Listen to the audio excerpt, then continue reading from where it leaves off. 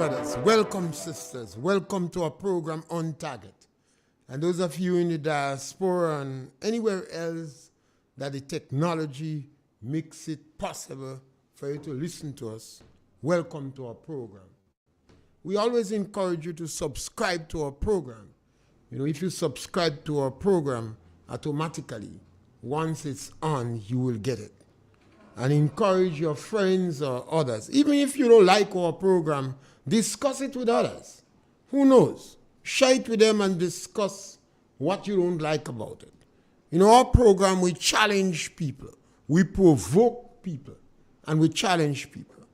We say, if you hear anything on our program that is not the truth, take us on. We express our opinion on any subject matter. If you ask a question, we go give you an answer. We ain't blinking to give you. If you have new information, then once the information is credible, we will change our opinion. And you could determine what we speak about. You could introduce any subject matter. Politics, religion, socioeconomic issues, or any other challenge. We are on RealFM 91.9 and 91.5, YouTube and Facebook. So we encourage you to call 442-0175.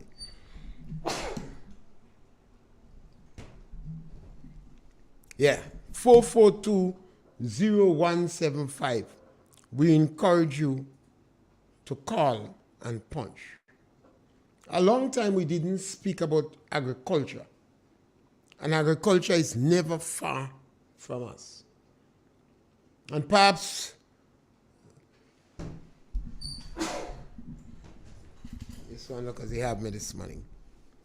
And culture, man, you are one of the individuals that is very prolific in your discussion on culture, on agriculture. So you have a free opportunity to give us a call and speak.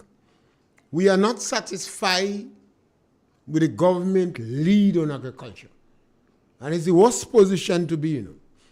If you stuck like a rainstorm, and then the authorities that be is not leading in any particular direction, you could cause a lot of stress point and frustration. And presently, this government seems to be in a state of paralysis where agriculture is concerned. This transformative agenda that they claim they have, that they had, or they was planning prior to the election date, we found out it was not so much transformation, it was restorative justice. In the process, the government lost the agriculture momentum. So we want to encourage them to refocus. You hear one of the reports stated that agriculture had a 6% drop. And particularly when money is no problem in Grenada now, because the CBI program is doing better than government expected, and the projection from the budget is doing better than what they projected.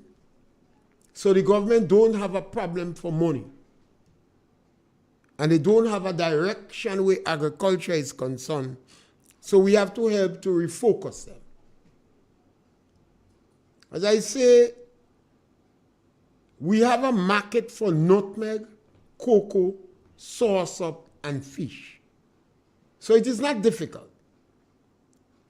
The government have to speak with the main stakeholders in these areas and find out what is the stress points, what are the challenges, and brainstorm on it. It's not magic.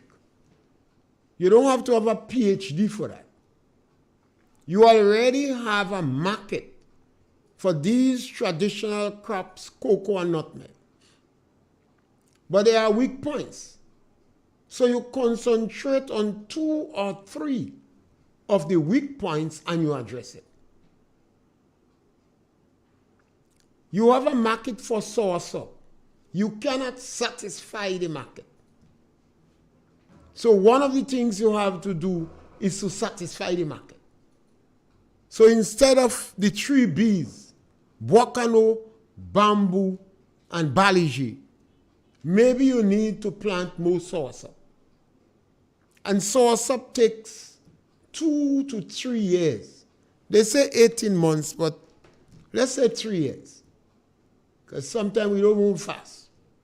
It takes 3 years to produce. So you need to plant more soursop. In the meantime, you have to look at the husbandry practice. Soursop is a tree that you have to threaten to kill it for it to bear. Let me repeat that. Soursop is a tree that you have to threaten to kill to bear. So particularly if you have soursop in the higher belt, you have to be pruning it regularly. And you have to look at pollination where soursop is concerned. So the government must conduct training courses on husbandry practice in soursop. That is not rocket science. The government need to have a meeting with the soursop exporters. Don't underestimate them. When you hear people making money, they just buy. They just know what to do to make more money. So these soursop exporters are doing well. So they know what to do. For the last 2 years, under 2 years, the government refused to have a meeting with the soursop exporters. They surrender. They give up. But the Minister of Agriculture, you ought to have some sense. I mean, this thing is not rocket science. We have a market for soursop that we cannot satisfy. You have a problem with transportation, space on the plane.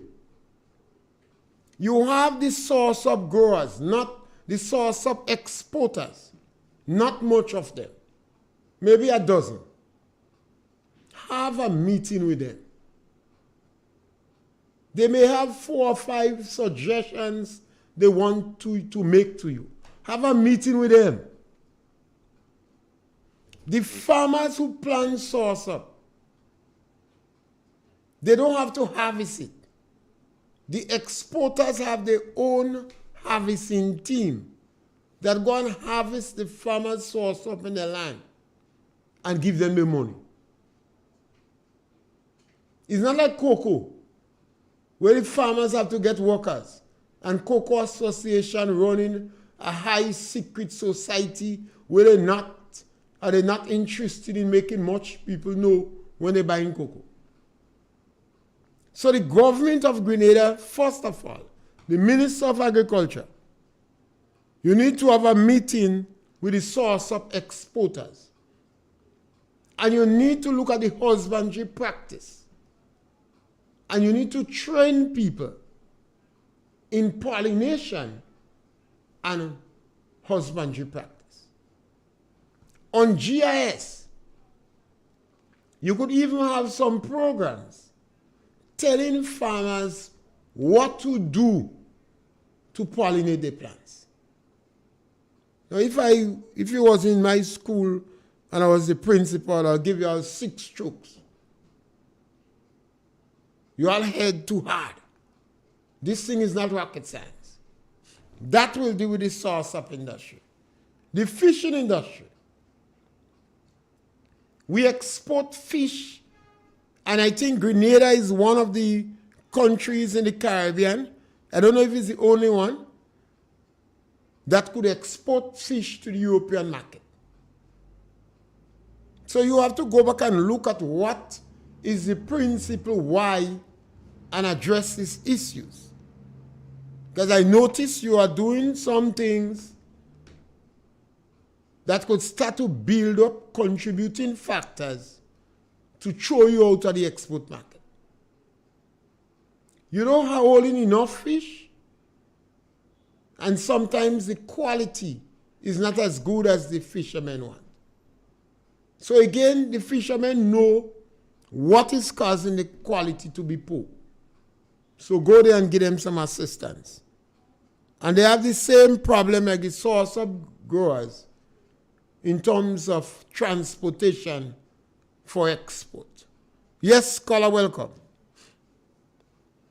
Good day, sir. Yes, my brother, welcome. I just joined you. I was not there. I don't know where you are. So I don't know if I could start anyway. You could start anyway. That is the beauty of our program. I got very good news last night from our activists. They just had to recognize that your program going places. They used to tell me more NNP. Listen, now they tell me your program covering because the government start to respond to some of your cries. Some of you cry on your station. The government start to accept the fact what you are saying is correct. They are getting back from the grapevine. Are also getting that the Minister of Sport is missing in action. The Minister of Health is missing in action. They're not hearing much about these people. So something not to be right. So I don't know if anyone have any information on those situations. I don't know if you have any idea. This is what I get in from the grapevine. So that means to say they could have an reshuffle again or something. But is a government what being hiding from the press? Not as we used to have a press conference every Tuesday. This time is far different. I was even told by activists that transformation could take the whole 5 years. They're hoping to transform the country, but you may not see in 2 years. We may not see it happen in 2 years. We could see it in the entire 5 years. Some of the transformation will take place. You say some of us want to see, but I tell them 2 years is sufficient to start to see some of the transformation. Any caller agree that? I don't know. So 2 years is not enough to see the policy of this government, to see where the government is heading. I believe 2 years is quite a lot. I don't know. That's my contribution for now. Yes, caller, thank you. And caller, remember, the Prime Minister say, we campaign on a policy of transformation, but it is not so much transformation, it is restorative justice. So it is not transformation. When the government was saying transformation, they was deceiving the public. They knew that if they said restorative justice, Grenadians would have rebelled. So they tricked the people. They lied to the people. They deceived the people. So the government had no intention of transforming anything. Their intention was political vengeance or restorative justice. That was the intention. A few days ago, an individual in the rum shop said to me that people hardly listen to your program, and even on social media, you don't have much people that subscribe to your program. And I tell him I understand. My main target group is Deacon Mitchell and the other members of this government. The education authorities, the University of the West Indies, and leaders in our country. They, I believe, are the one we should hold discussion about. Yes, caller, welcome. Yes, I'm a first caller to the program. Thank you. Thank you. Concerning the lifting or the raising of the age, compulsory age for education, I have two objections to that. For example, in the primary school, are they adding anything practical to the curriculum, like woodwork, auto mechanic, gardening? that could hold these students up to age 17? At the same time, are they improving on the truancy? I know people at the age of 13 that are not going to school, passing and begging, and they're not going to school. So, in other words, I'm not seeing it very effective if they're not making some changes to the curriculum and if they're not increasing and tightening the truancy so that we can get these young people to school. Thank you. Color, I was a little bit disappointed that the trade union did not question that intention from the government, asking why. What is the impact? When government come up with a new initiative, you don't have to criticize it, but you need to know what is the intention. The government just decided that secondary school for all. In 2008-2013, the NDC had that policy too. And they bring back this policy. Secondary school for all. Whether you able, you don't able. Whether you fit, you don't fit. Whether you qualify, you don't qualify. This is an up and out policy. Children go to do common entrance, I think, from around 10 or 11 and 12. I didn't know. Not certain. So here, government say, secondary school for all. You pass, you don't pass, up and out. At the same vein, they're extending school age to 18.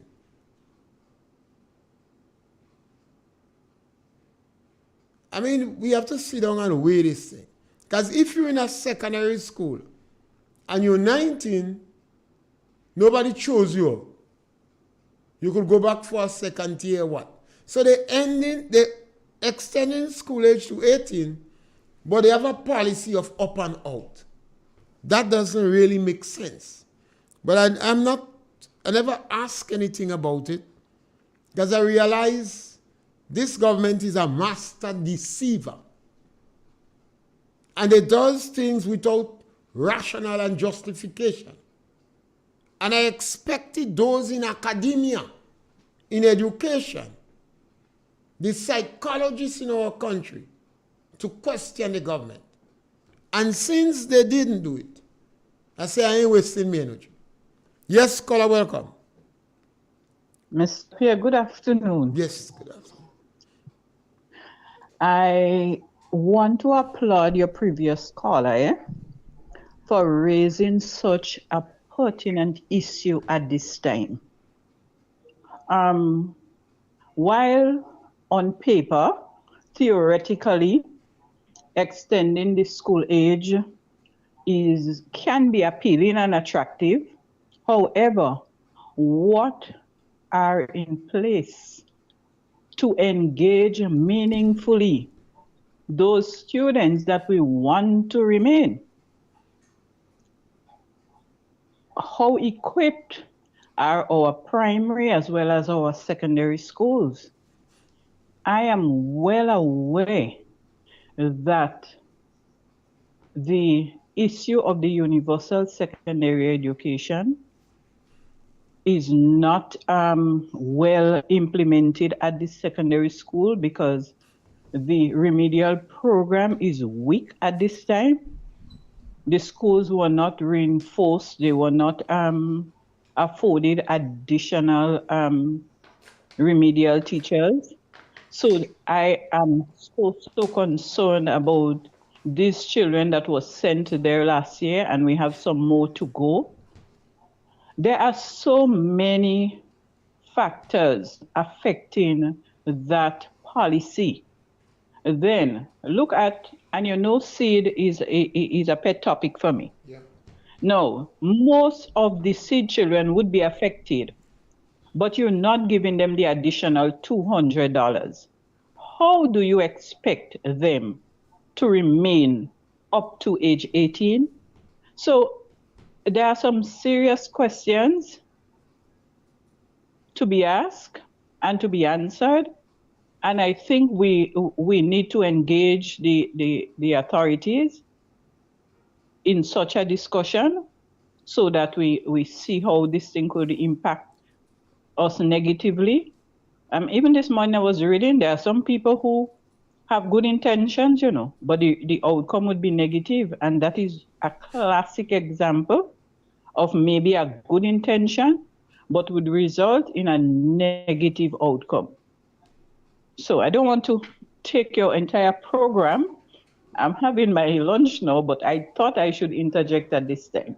So have a good program, continue, and happy Thursday to your listeners. Thank you so much. Yes, scholar. There are some issues in Grenada that I believe some of the experts in the field should speak about. And they disappoint me. I always say so much of Grenadians walking around with a briefcase of certificate on their head and a bag of problem. Because that is an issue for some of the people in academia. Yes, scholar, welcome. Yes, Mr. Pierre. Yeah. People need to understand that if your premise is wrong, your theory is going to be wrong. You perceptualize a concept. You are going to execute it. In the process, how workable and practical it's going to be. You started off with agriculture. That even applies to agriculture. But when you first call, and then he mentioned about the transformation, and you now had to clarify it by saying it is not transformation. It is clearly defined as restorative justice. These are the things you have to put into perspective first, that what exactly are you talking about? What is the facts? Or what are the facts that apply to the situation? So that in the process you can correct somebody, like you did with the first caller. That is not transformation, it is restorative justice. You see, when people take a good look at things analytically, politicians, especially religious leaders, should not be able to fool them. Because what are the basis on which you are talking about the issues that you are talking about? And this is why you could find people calling you and say that they cannot dispute what you are saying, because it is predicated on something that is a fact. There you have a fact, you relate to whatever after, it has to be consistent with the facts. Your last caller deal with the whole issue of the money that comes from the seed program to maintain the children that goes to school. Has they increased it? You understand? There are things that are relative to it that apply. And the caller who brought up the issue initially, these things are in people's mind. So if you look at the basis of it, who said they'll be able to fool anybody? Because the whole thing is predicated on tomfoolery. I want to say the whole thing, the whole government policies and programs are predicated on tomfoolery. When people find I'm harsh on the Prime Minister, especially, and on the government in general, they might think that I'm a NNP supporters. But let me tell you something. I'm from Rosali. When I'm in Rosali, the NNP people think that I'm a NDC supporter. You go in Rosali and ask, and they will tell you that. You talk to the NNP supporters, they think I'm a NDC supporter. I'm an analyst, and I'm a very critical person about any and everything, if necessary. But let me tell you this. I'm a person at the same time in discussion, I bring solutions. Very much like you. I talk about solutions. I deal with how things could be done better. So that, for example, if this government is doing well, people need to understand that all of us is going to benefit. But what are you seeing for people to benefit? Especially when you listen to the supporters on the ground, when they're doing everything to ostracize people who they think are NNP supporters. I've been in discussion with, I'm a person that talk about these things a lot. I was talking to a guy the other day. We move very very well. Another guy came in and started to talk to the guy that I was talking to. He wasn't talking to me. But the two of them are very strong supporters of the NDC party. And there was the one who just come and shooing in the ears of the other one. But we had to get rid of all the NNP policemen. You know? He's telling the guy we have to get rid of all the NNP policemen. The guy he said that too. He said, watch me. When I hear this kind of a statement on him, I just get frightened, you know. Because you know why he said it that way? He passed through the gay era. He passed through the revolutionary era. And he know what that kind of a thing means. When you start doing division in that way, all you do is create chaos in the country. So when I talk about the chaos that is showing up in the country, I have basis for it. Yeah. And when you talk about this kind of thing, you have basis for it. People need to do do the maths relative to the issue. So that when you theorize something, but premised on. Take care, I'll be back, hopefully. Yes, scholar, there's some discussion that have to take place. Sometimes if you have a issue on the economy, you expect to hear the voice of all these economists and managers and etc. An issue on agriculture, you have a lot of agriculture zaz. You expect to hear the voice. This government seems to be getting ram-goat advice where agriculture is concerned. Yes, scholar, welcome. Yes, Mr. Pierre, good afternoon. Yes, scholar. Mr. Pierre, they're talking about the age for the secondary school. Mr. Pierre, how are you looking at it? You have children in Form 3, what is 17 years. So when they reach Form 5, is not 20 years they live in school? Yeah. You have children in Form 2, Form 1, what are 15 years. And they're still in this thing. So what are you talking about these 17 years living in school? I mean, staying in school. 17 years is to go and look for work. Go and get work to do. Go and learn a trade. Go in Europe. Go somewhere. And what they have to do, go and look for them dropouts and them 14 and 15 years dropouts, and find somewhere to put them. Caller, you hit the nail on the head. That is what they have to do. You correct, caller. All right. You correct, caller. You hit the nail on the head. Yes. Yes. And if the government is just making this statement, but they know that it don't really have no impact. Yes, caller, welcome. Hey, after Mr. Pierre. Mr. Pierre, I want to look at some of the achievement of NDC. You come in. We did it this month will be 2 years in governance. And one of the achievements that NDC achieved is changing the Grenada Development Bank to the name the NDC Ministers Bank. The NDC Ministers Bank. The change in name to the Grenada Development Bank to the NDC Ministers Bank, where only the ministers and the family that could get a loan there. That's one. The next one, a prime minister that missing in action. That's one of the achievements. A MIA minister missing achievement. All right. And next one is that the prime minister again. He achievement is staying up in the air and not on the ground. That one of the achievement he achieved. And when we speak about lying, and this government growing in history, the government that lie the most, and the greatest deceiver to the people of the country. You know, like you sing something, want something, so you say something nice that is sung in the air, up. The poor people in the country just to get the blessing. And when you get them to vote for you, while you're passing them with a quarter, who are they? Who is she? I don't know she. But the same person you lie and deceive to vote, and encourage them to vote for the NDC. Now, the rich way they go in, the pocket getting bigger and bigger every day, because that's one of the achievement again, getting rich overnight by getting loan from the NDC Development Bank to enlarge yourself, building house, buying cars, and the poor man in the country that need it, the poor people in the country that need it, They need the government. Which government is the one that just reaching out and bringing people together, right, for the good and betterment of the country. What this government they are is doing? The government is is the biggest divider.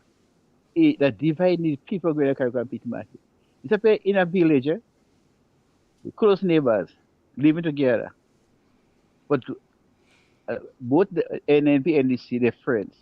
But when you have a government in the policies as a policy to divide people and bring hatred among people, you know what could happen to the village? Yeah, you and them are a good friend, but because of politics, you and them might become an enemy, right? But you as a government, you should not preach in them kind of thing. If you support what to say, but don't say it. A government they should be unite everyone. I remember Dr. Mitchell at even number 10, when people just say, well, defend 200 NDC getting work. What the NMP to say? We are all Grenadians. Every Grenadian pay tax, and everybody should benefit from whatever money that the country have. Everybody should benefit. But how this government looking at it now? Only one set of people should benefit, and the rest, they don't care what the rest. But come election, they go come and pretend to those that who they turn it back on that they love you. Yeah. But I always say to people, remember what people did to you. Yes, thank you, Color. Yes, Color, government ought to be inclusive. And that's one of the issues that I take passionately. Government must be inclusive. All governments that pass, people have accused them for showing political preference. And they have denied it, but with some measure it is true. But this government is institutionalizing victimization. Yes, Scholar, welcome. Yes, Scholar. We lost that color. The government is institutionalizing victimization. And the government have to know these things have serious consequences, negative consequences for the future. Yes, Scholar, welcome. Mr. Pierre. Yes, Scholar. Good afternoon. Mr. Pierre, I listen to people talk about dividing. This guy just divided the country in half. Mr. Pierre, let me ask you something. You have 8,000 civil servants working in this country. All of them is NDC. Yes or no? Answer the question. What you talking about divide? Mr. Pierre, I sit down here and I listen to all you. And none of you have no idea. All you're doing is condemning. Condemning what you could have done and all you don't do it. That's all you're doing is condemning. That is the greatest set of condemners I ever heard in this country. And they had 8 years, they had 9.4 years to do something, and they did nothing. They had 9.4 years.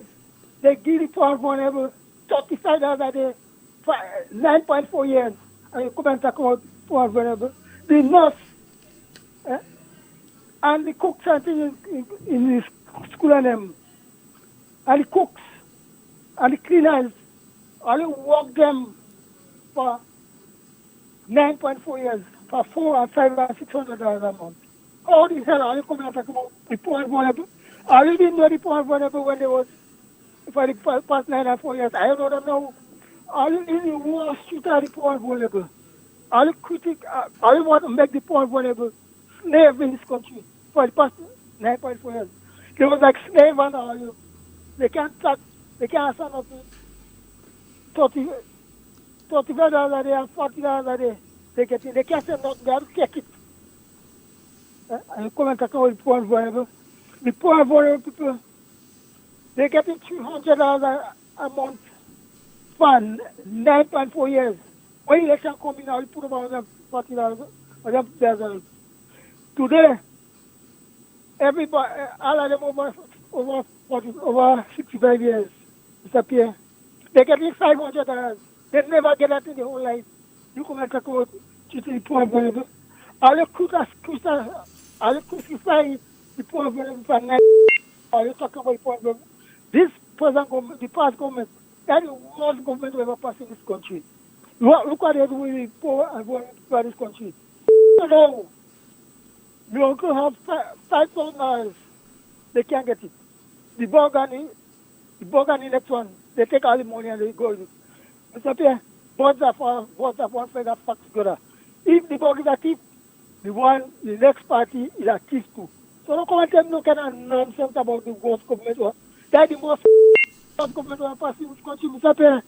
Mr. Pierre, this government, they take money and they give a man to build a hotel in Chubirome. What the man take all the money and go away. Talk about corruption. That is the most corrupt government ever passed in this country. Typical government and the NLP government. The worst government. Look what happened with the chicken farm. Look.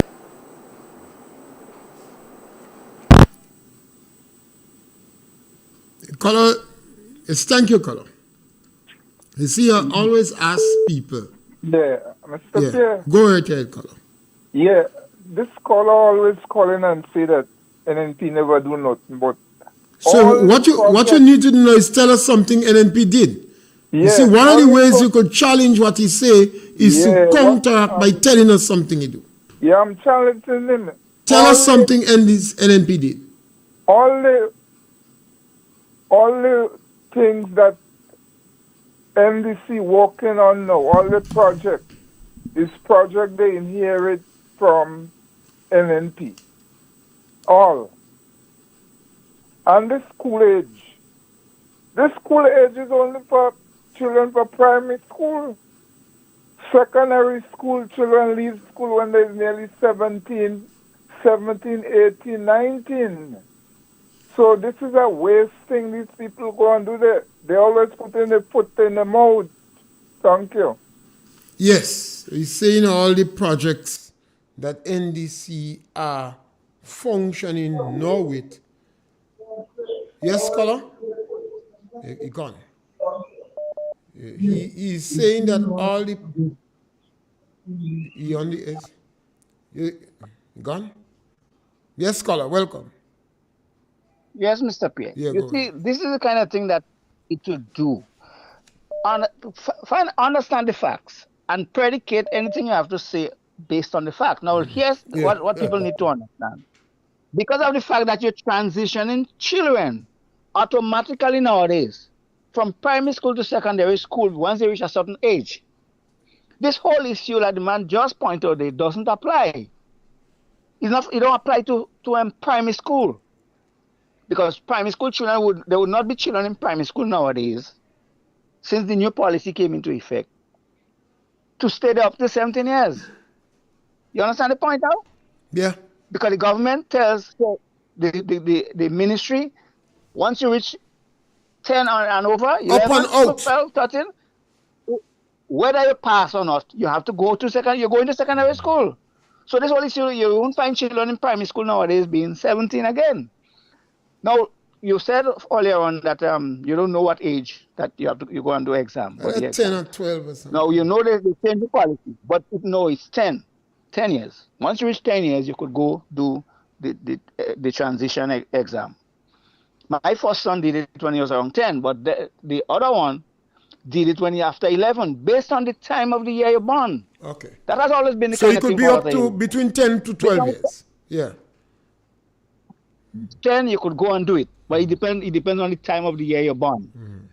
The first one born in January, the second one born in October, and he could have gone and do it the exam before, which the June exam before, right? June, July exam before, but because his birthday is in October, he had to wait for the next exam, so he went after he was 11. You understand? That's how they do it, which I don't like too. Because the second one could have gone on to it the year before or the time before he did it. This kind of thing people need to understand. So you get the facts in force, and then anything you have to say, it has to relate or correlate with it all the time, so that children would not be staying. Now, even when the Prime Minister in the Parliament, if you listen to the news, they expect it's 18 years. When they say 17, they are talking about between you. That time you're past 17, they consider you as 18.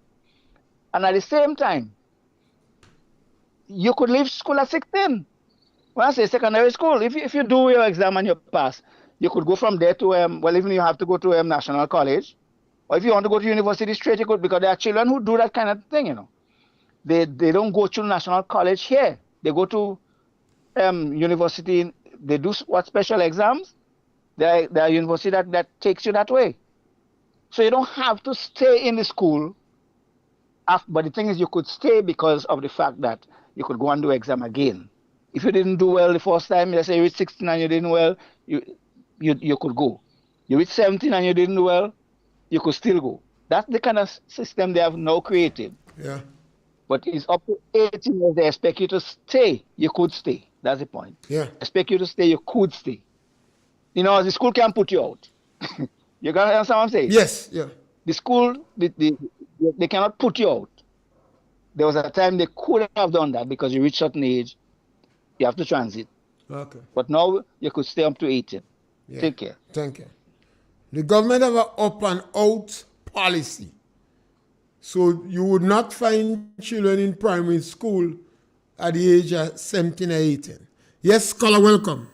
Good afternoon, Mr. Pierre. Yes, my brother. And good afternoon to Grenada, your listeners and your viewers. Mr. Pierre, at my age, I have been involved actively in politics and basically things of that nature since at the early age, around 10 years and so. So that brings me back all the way back to around after independence and that sort of thing. And one thing I can say, right, and I'm proud of it, there have been two political organizations that I've been part of, despite some of the negatives that were attached to them. I'm proud to associate with them. First of all, the one is Revolution. I make no bones about it. Revolution had its ills and so. But as a young man, I gained a lot of experience, knowledge, right, of a lot of things, right, during that period of the revolution. And secondly, being a member of the New National Party. Now, education. I am proud to associate myself, right, with the New National Party government over the years, right, in the stance it took in terms of education, the distance it took education, right, to from where it was. And I think we have to give the revolution credit for advancing the mass exodus of persons, right, out there, young persons, to educate themselves in the different parts of the world, right? And NNP as an organization and a government continued along that road, right, ensuring that education is a priority for our young people, right? The tourism industry in our country is far better than how it was, right, 10, 15, 20, 30 years ago, right? The New National Party government was able to start divesting, right, in terms of where the tourism sector is, not just in the south, but as far up as the north, right? St. David's, right? Look at what is going on in the Ellis. You think it's just happened because this present government came in? No, it was a hard work put down, right, by members of the New National Party government. I am proud to be a part of that organization who have pivoted, right, these sort of things. I mean, you go back to education, look at the schools in our country, far better and more secure than how it was. Look at our health, right? Look at the advance in health from where this organization in the last 40 years, NNP, took health and brought it to where it is, right? Building a brand new hospital, right? Then an extension. Look at St. John's, right? The polyclinic. Look at St. Mark's.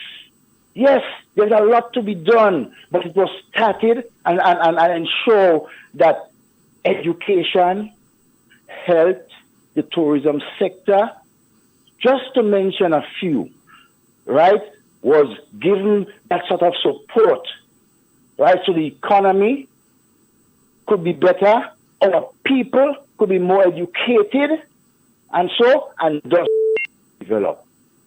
That is what I am proud of being first a Grenadian, and second, being aligned to the New National Party because of what it started, right, and what it has done for Grenada over the last 39 years, going on 40 in its existence. Thank you, Mr. Pierre. When you make that statement, you must always add, this period was interrupted by the National Democratic Congress. And during the period of 2008 to 2013, they regress this country. They bring this country into free fall.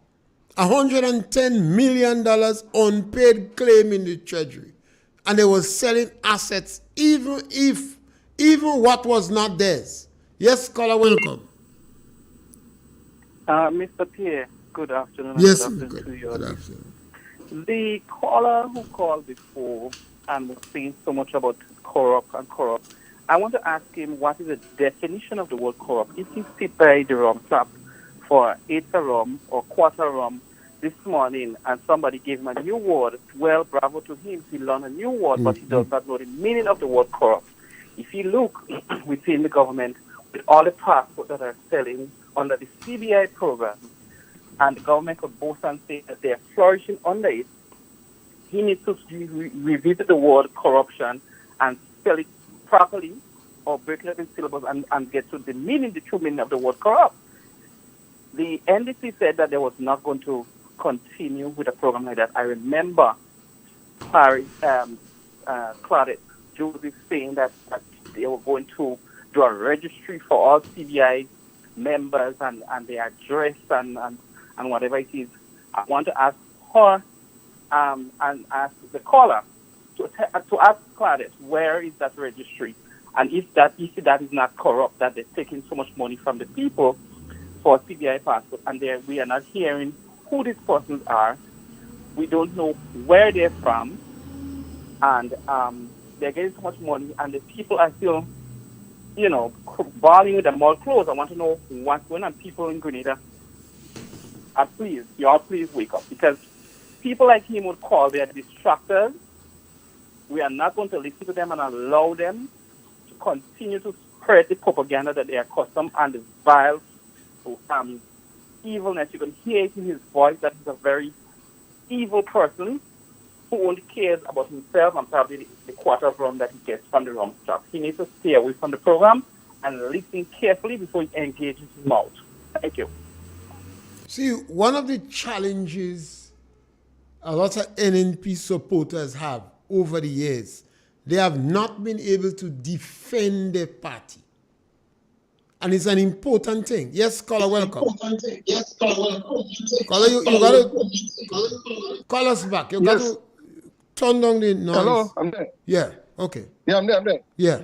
Yeah, the caller who spoke about the revolution in the program, I really appreciate that. Because what I'm seeing now is that there are people who are trying to associate with the revolution, and they are not copying any of the real good programs for the PRG. They are just using that to gain political popularity and acceptance. Now, in terms of education, I want to mention 3 programs, and we would not have time to discuss it. I want people to do the homework, look into it, and let us discuss it next week. 1, CPE. 2, CSDP, and NISTEP.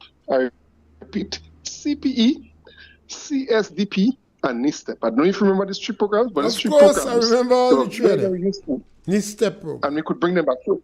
Let us leave it for discussion next week. It will make some healthy discussions. Yes. So the brother, yes, on education policy, instead of wasting time with this 18-year-old thing you're talking about, that is redundant and obsolete. That's not necessary. And the caller talk about NISTEP, CSDP, and the CPE program. All those was programs during the revolution that he felt could have continued, and yes, they were good programs. And one of the programs the revolution had again that we must never forget is the opportunity to provide education for children of the proletariats. When you are a revolutionary, a Marxist, Leninist, you didn't used to say vulnerable and poor. You say the children of the proletariats. They got opportunity to go to Russia and Czechoslovakia and Cuba and East Germany and a number of other countries. And a lot of the professionals that we have today in our society that is around that age, some of them about retiring now, studied during the revolutionary period. And a lot of them was children from the proletariats. Because when you was in the revolution, you didn't used to say poor and vulnerable. You say proletariats. You see, you have to get used to the words of the Marxists, Leninists, and communists. You say petty bourgeoisie, these sort of issues. So yes, it was a good, meaningful program during that time. Yes, we have room for another caller. The number to call is 442-0175. Cultureman, you still have opportunity to call us and talk about agriculture. And my brother, somebody make an important point, corruption. And I'm going to give you an example. If somebody give you a car to sell, and they didn't tell you what to sell the car for, and you sold the car for about $30,000. But the person come back, they was upset and angry because they believed the car worth $50,000. But you didn't sell the car to a family member. You didn't benefit from the sale of the car. You in no way profited from the sale of the car. So you was not corrupt. You didn't sell the car to your partner. You didn't sell the car for $30,000 because the person you're selling it to was afraid that you could get something from it. You basically thought that you was getting a good deal when you sold it for $30,000. You're not corrupt. You're a bad businessman. And that is what happened with propaganda. Some things could happen in the country and the intention was all good, but the people took risk and it didn't come out good. And the ministers did not benefit from it. So technically they were not corrupt, but they made bad decisions. Yes, caller, welcome. Yes, Mr. Pierre, take a second crack at it. Yes, you just could. before I got sort of cut off, you made a significant point. The interruption of the new national, the NNP government. Yes, I was telling you, when you're making this statement, you must never forget to talk about the interruption. Yeah, and we can't. We must never forget that. No. You stick the point because look, I was part of the NDC. We campaigned, right, to get rid of NNP because of a number of things that we felt, for example, was corrupted. The whole question of the briefcase came up. All sorts of things. There were mistakes made, right, by the NNP organization that was basically put under the microscope and amplified by NDC in the campaign to get NNP out. We were successful. However, we could not govern, right? We did not know basically what to do. And we started fighting and everything like that because we forgot that the people who we went to and asked for the support, we forgot them and started thinking of yourselves. Do you see the picture? What is going on right now with them? No. When NNP got out of office, that interruption brought Grenada down perhaps another 40 years. Yes, scholar. And it took, again, the NNP organization to revive and bring Grenada to where it is. Look at the last 9 and so years, the development that was brought into this country under the NNP government led by Dr. Mitchell is undisputed. Have a good evening. Yes, sir. caller, thank you. And caller, you will be our last caller for today. And I think it's important that we understand. I think one of the challenge NNP have, and from captain to cook, they have not defended themselves well. They have not. I had heard attack on NDC main players, Dr. Kit Mitchell, Gregory Bowen, Peter David, Emmeline Pierre, Miss Modeste, attack after attack after attack. People saying things that they had no justification for. And I remember asking some NNP, and they say, well, even if they corrupt, we just get things when they corrupt. When they get something, they just give us. They were never defending themselves. I have not heard people defend Kit Mitchell and Gregory Bowen and Peter David. Not even senior members defend them. So over the years, the NDC sat down, they plan a barrage of lies, and you have not defended yourself. Even on programs, you take objection to people calling, rather than calling and showing the points where the people is wrong. So if somebody call and say NNP don't do nothing, you supposed to call back and tell the man 10 things NNP did. And in the end, you go throw a punch and tell him, well, he kind of blind. Or he was in Mars. But instead, you want me to cut off the person. You have to learn to know what your party do. If you are a political activist, you are a politico for a political party, you must able to know 10 things that the person do. Bang, bang, bang. Just like that. In 1974, Eric Gary put out a paper before independence to name the 20 most important things, either 20 or 15, that this government did. And I think 2 or 3 persons won. One of the individuals who won was a child's teacher. She was teaching in a school, and she got opportunity to go to university to get her degree.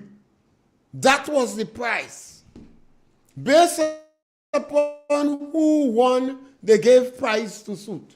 So she had the qualification to go to university, and she got a prize. So NNP leaders have failed to educate you politicals. Political activists must be equipped.